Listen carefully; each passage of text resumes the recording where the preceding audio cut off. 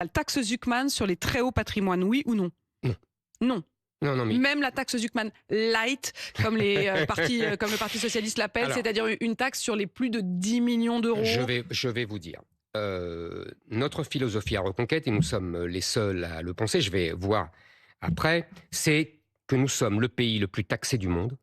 Donc, il faut baisser les taxes, toutes les taxes. Moi, je ne pense pas qu'il y a des gens qui ne sont pas assez taxés et d'autres qui sont trop taxés. Je pense que tout le monde est trop taxé. Voilà. En France, nous sommes un enfer fiscal. Et il faut baisser donc toutes les taxes massivement et il faut, pour cela, évidemment, baisser les dépenses massivement.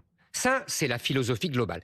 Je ferai d'ailleurs une réflexion, si vous me permettez, pour dire que ce débat budgétaire est exceptionnel, dans le sens où, il se déroule en tout cas dans des conditions exceptionnelles. C'est ce que je veux dire. D'habitude, vous savez comment ça se passe sous la Ve République, Bercy prévoit le budget, et puis la majorité vote au canon, parce que le gouvernement leur met, si besoin est, le 49.3 dans les reins. Là, on est en gros dans l'inverse. Voilà. Alors, il y a un inconvénient évident, c'est que c'est la foire aux taxes, justement, on va en parler. Mais il y a un intérêt que je vois.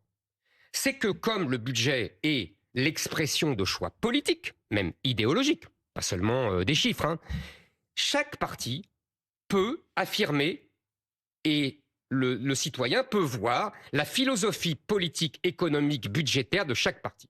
Et je suis très frappé, par exemple, de voir, évidemment, les accointances quasi permanentes entre le Rassemblement national et LFI. Vous parlez d'accointance entre le RN et LFI ? Écoutez, excusez-moi, quand on vote ensemble, ça s'appelle accointance. Je ne dis pas qu'ils sont alliés, je dis qu'ils votent de la même façon. À quoi faites